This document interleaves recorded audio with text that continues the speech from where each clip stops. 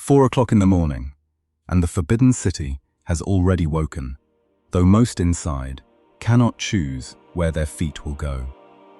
A gatekeeper tests a wooden bolt by lantern light. A cook lights the first fire before dawn touches the roof tiles. A memorial box moves through a corridor still black with night, and in a small hall near the emperor, one stroke of vermilion ink can send orders 1,000 miles away. In 1750, this is the heart of one of the most powerful empires on Earth. Gold on the rooftops, cold silence where no outsider may see. Welcome to History Reborn AI. Over 7 days, we follow this palace gate by gate. And on the 7th, you will learn who truly keeps the throne standing. The year is the 15th of the Qianlong reign, begun in 1736. The emperor is 38 this autumn, ruling before the grand cultural projects history would later remember. The palace sits on Beijing's north-south axis, ringed by walls roughly 10 meters high and a moat roughly 52 meters wide, covering some 720,000 square meters. A Manchu court governs a vast multi-ethnic empire, blending Manchu institutions with inherited bureaucracy, the emperor deciding all things final, while every order passes through specific hands. This is not where the whole empire's officials live, but a ceremonial, political, and family center. No single number describes its population in any given week, only that thousands carried duties here, from the emperor's clan to summoned ministers, banner guards, eunuchs, household officials, cooks, and physicians, each bound by rank. A person could serve here for years without crossing the central axis during a grand rite. This was a court of contrasts, patron of Han art, and sponsor of Tibetan Buddhism. Nothing here suggests collapse. What fragility exists lies in maintenance, a system holding together only because everyone accepts the place assigned to them. To understand why every footstep matters, you must begin where architecture decides who walks straight and who turns aside. Before an official may lay eyes on the throne, the token in his hand must answer one question. How far is he permitted to go today? Long before sunrise, walls and watchtowers stand alone in autumn mist above a dark, still moat, until a single point of lantern light begins moving along the base of the wall, and the first shift has quietly begun. Guards and household staff arrive before any procession, checking bolts and lanterns in the cold blue hour, a hand closing over a wooden beam whose heavy, sliding sound seems to hang in the air. When an official presents his token, a guard directs him not through the center, but toward a side passage. And the camera follows him there instead, letting hierarchy register through movement rather than words. Between two processions, a narrow stone channel stays almost empty, this central way marked by paving, gate studs, and standing guards reserved for the emperor, and only the specific, ritual exceptions history records. Nothing like the crowded Imperial road so familiar from film. Ahead, the Golden Water River curls beneath stone bridges, dragonhead spouts still dripping with dew, each bridge assigned to a different rank as footsteps begin to carry farther into an open square. There the camera pulls back until officials become mere specks against stone. For the Hall of Supreme Harmony holds the highest rank in the entire complex, set on the axis as stage for the empire's grandest rites. Its doors open onto an empty throne, and rather than lingering, the camera cuts across the compound to a small writing desk in the emperor's actual working quarters, because this towering hall served state ceremony, while daily business under the Qing unfolded in far smaller rooms. The illusion breaks quietly.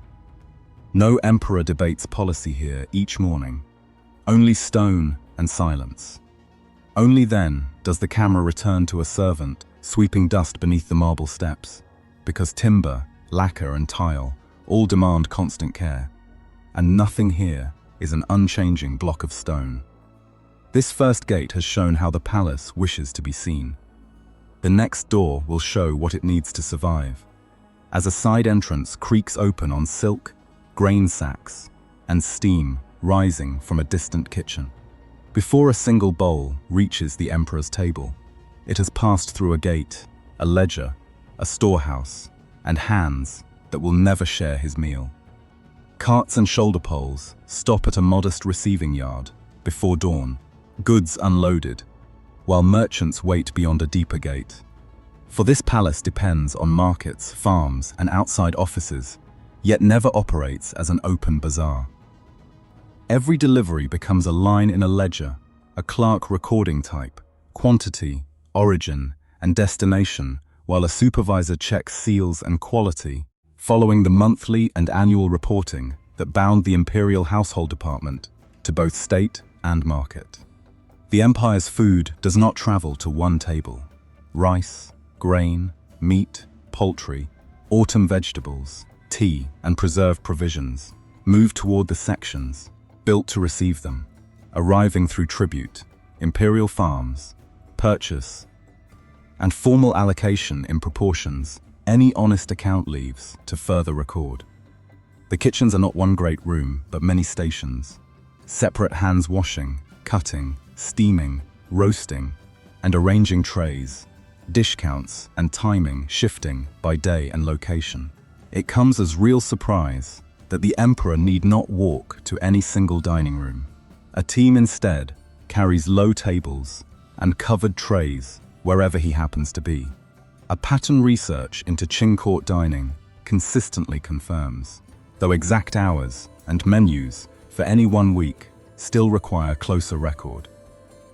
Elsewhere, artisans turn raw material into palace objects, a jade carver working an abrasive wheel by hand, an enameler preparing a surface, a metal worker measuring and assembling to standards the emperor himself was known to specify. A macro shot lingers on a rain mark stamped beneath a finished piece, then cuts to the dust-covered hand that shaped it. For while countless objects still carry a dynasty's name, the individual makers, behind most of them, never entered public memory at all. Along the same corridor, trays, cloth, and paper peel toward different destinations by rank, since not everything made here is destined for the emperor. And the most ordinary material travels farthest. Paper, ink, and brushes are redded and boxed, because food merely feeds those living inside these walls, while paper and ink let an emperor's will leave them entirely. A memorial box is lifted from a table and disappears through the door to where the emperor works. That small box may hold a report on taxes, on troops, on an appointment, or on disaster. But before the emperor reads it, someone else has already decided where it sits in the stack. Under lamplight before dawn, a memorial box opens, folded paper drawn out and set in order by clerks, whose task is to keep this channel moving. The palace memorial system allowing certain officials to send reports directly to the throne. The order of the stack is itself a decision. Papers sorted by place, subject, and urgency, distinguishing routine reports from confidential ones, and matters bound for the innermost circle, a system far more layered than a single mail route. In a room smaller than any ceremonial hall, members of the Grand Council review these papers and prepare to present them, the true weight of empire settling, not in grandeur, but in cramped offices, built for its most sensitive business. It comes as something of a shock when the camera passes the modest facade of the emperor's working hall into a space holding little more than a desk, a chair, a screen, and stacked boxes for its central chambers, not the towering ceremonial hall, had become where memorials were reviewed and officials received. Shown from behind rather than in close portrait, the emperor reads or hears a report describing matters historically typical of the period, without claiming this exact case occurred this precise week. A vermilion brush marks a brief instruction on the paper. One of several ways the emperor personally answered memorials, though not every document received his hand the same way. A wider truth follows. A map spreads nearby, while the emperor holds only the paper before him, since a man who can order action 1,000 miles away cannot verify every figure reaching his desk, and the quality of his rule depends on those who sent and summarized it first. Clerks then copy, check, and bind the resulting orders, a messenger receiving the sealed box at the threshold. The procedure varying by document type rather than reducing to a single dramatic ritual. When the messenger passes the southern gate, the room falls quiet again, the camera lingering on an empty desk and faint ink marks, though hundreds beyond these walls may already be acting on what was just decided. A food tray is set outside that same door, a small reminder that even the man who commands an empire on paper must still eat, dress, rest, and take medicine somewhere within these inner courts. Beyond this door waits no grand banquet and no secret struggle, only a robe that must be folded correctly, a bowl of medicine slowly cooling, and someone waiting beyond a curtain to be called. The deeper the camera moves, the smaller the courtyards become, passing narrower gates where household staff travel in quiet lines rather than one sprawling harem hall. For the inner court is truly a network of many separate residences. A robe is unfolded, its stitching checked, then folded beside its accessories, long before anyone wears it. Court dress differing sharply between everyday, working, and ceremonial forms, since no one here lives in full court robes from morning to night. A meal is carried to wherever its recipient happens to be, rather than sought out. Low tables arranged with real flexibility. The number of dishes, something research must confirm rather than assume, since no single legendary feast defined an ordinary day. It is a small surprise to watch a dining table assembled, then entirely dismantled in the same room, an entire team and portable vessels traveling to wherever a meal occurs, the space returning afterward to whatever purpose it served before. In that same hour, a quiet contrast forms. Fine porcelain on one side of a wall, a simpler meal for servants on the other. Not proof anyone here goes hungry, but a clear difference in quality, choice, and control over when a meal even begins. Water, heat, and cleanliness all carry real weight. Figures moving through corridors, bearing water and coal, checking a stove, wiping a surface. For this palace holds none of the conveniences later centuries would take for granted.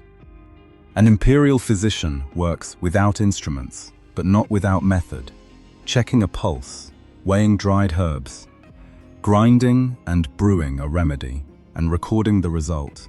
Court medicine carrying real expertise, even while bound by the understanding of its century. In one of the day's sharper moments, an attendant stops at a threshold and hands her tray to someone with the right to continue. Two people who serve the same palace, yet do not share the same access. Their handoff occurring in silence at the edge of a door. Late in the afternoon, the Imperial Garden offers air rather than freedom, its stones and narrow paths visited only by those on duty or granted leave. A space of genuine rest, still woven into the palace's larger system of access. Steam from a medicine pot slowly becomes incense, smoke, drifting through a shrine doorway. By morning, a short stroke of vermilion ink could bow an official's head. Tonight, the same hand will stand before ancestral tablets, a Buddhist statue, and rites far older than his own dynasty. Scent arrives before image, the screen held to black, while a small fire crackles and a bell sounds. Incense smoke gradually revealing an altar kept by hands that maintain even sacred space. Before ancestral tablets, participants stand by fixed position for a rite binding the reigning emperor to a long line of predecessors, since no ruler here begins history from himself alone. An off-center doorway signals a different kind of space. The camera pausing before the palace of earthly tranquility to note its entrance shifted east, and its distinctly Manchu residential form. Sleeping platforms built along interior walls, rooms devoted to shamanic rite. Inside, the room serves neither sleep nor daily life. Its altar preparation area and 2 preserved wedding chambers, confirming what records show. Qing empresses did not live here as routine. This hall instead serving as a shamanic shrine and, on occasion, an imperial wedding chamber. What follows is staged as history rather than spectacle. Attendants arranging offerings and instruments for movements drawn strictly from documented practice. Shamanism remaining a distinct Manchu imperial tradition, here for over 2 centuries, shown without any invented spirit or unsourced prophecy. Gold takes on a different character inside a Buddhist hall, where gilded bronze statues, painted scrolls, scripture, and ritual implements reflect this reign's deep patronage of Tibetan Buddhism, sometimes linked in court imagery to the bodhisattva of wisdom. Though personal faith and political function deserve balanced treatment rather than one simple answer. A cut between the emperor, before a statue, a ritual text, and a map of Mongol and Tibetan lands reveals a truth resisting easy judgment. Sincere belief and the diplomatic value of patronage were never mutually exclusive here. Even the calendar becomes a kind of prop, someone checking auspicious dates and lighting or extinguishing a lamp at precisely the right moment. Though certainly not every decision in this court rested on divination. When the rite ends, the people who prepared it remain, wiping ritual objects, checking for stray embers, and closing the doors. For sacred space demands maintenance like any other part of the palace. An ember is pressed out in the dark, and down a corridor, a patrol lantern has just been lit. When this gate shuts, the patrol begins, and until dawn, every lamp needs someone responsible for it. Golden light drains from the rooftops toward blue-gray dusk, those without night duty withdrawing in a thinning, orderly stream. Gates close in careful layers rather than all at once. Wooden bolts sliding, seals checked. A logbook recording who stands duty and where. For no single key locked this whole palace, its many gates instead falling to many separate hands. A patrol lantern lights only a few steps as the camera tracks behind a small group down a long, unlit corridor, oil lamps and coal braziers, necessary yet genuinely dangerous inside architecture, built of timber, curtain, and paper. Real tension arrives when the patrol checks water levels in great fire vats near a brazier station. For museum records catalogue some 308 surviving vats across the complex, alongside specialized pumping devices. A professional firefighting force, organized after earlier disastrous blazes. One official record noting 1,288 trained personnel across 37 stations by 1729. By 1750, this system already rested on real organization, though the exact number on duty this particular year still needs confirming. The patrol passes people who will not sleep this night at all. Stove tenders, duty eunuchs, guards and staff, kept ready for any call, since these overnight duties exist to serve security, fire safety, and the household's needs. An unexplained sound of wood or metal from a nearby courtyard brings the group to a stop, a moment meant to illustrate tension rather than claim any documented event. Its source, perhaps a loose shutter or simply another person moving on legitimate business. What proves dangerous is never the sound itself, but the absence of anyone accountable for it. Since, in a system built from many gates, a plausible reason alone is never enough. It must match the correct route and shift. The patrol passes a closed door, behind which faint music carries, evidence that quiet reading writing, or small performance did happen at night here, though no grand theatre of later decades ever defined these hours. From the wall, Beijing appears only as scattered points of light, the 18th century night far deeper than any modern city, before the eastern sky begins to pale. Lanterns are returned and logbooks handed over, before the final watch drum shifts almost seamlessly into a ceremonial one. A sweeper already at work, preparing for the most magnificent day this palace has to offer. Long before the rite begins, the stone courtyard belongs to sweepers, cushion bearers, and musicians setting positions in the dark. This composite ceremony, built from practices genuinely typical of the era, rather than one claimed exact date. Clothing turns bodies into a visible system. Officials adjusting hats, court robes, and the embroidered rank badges announcing office and station. No two figures dressed quite alike. Ritual music transforms empty stone into ceremony, as rows move in rhythm and settle into place. The choreography drawn from one specific rite, rather than a careless blend of enthronements, birthdays, and weddings. The emperor appears at last as a fixed point within a moving system, framed at a respectful distance, every row already arranged before he steps into view. The Hall of Supreme Harmony, serving exactly the grand ceremonial role history confirms for it. In an unsettling turn, the footage cuts back to preparation, sweeping, rehearsal, robe checks, aligned rows, revealing that this natural, effortless order is in fact the product of rehearsal, record-keeping, and labor at every level. What follows is a ceremonial exception rather than a daily meal. Low tables and fine porcelain, arranged strictly by rank, the banquet chosen for its documented basis in this era rather than any endless legendary feast. A slow pass over jade, enamel, bronze, lacquer, textile, and painting reveals the true scale of this reign's patronage. Elite craftsmen filling the workshops, even Jesuit painters at court, blending Western shading into Chinese form.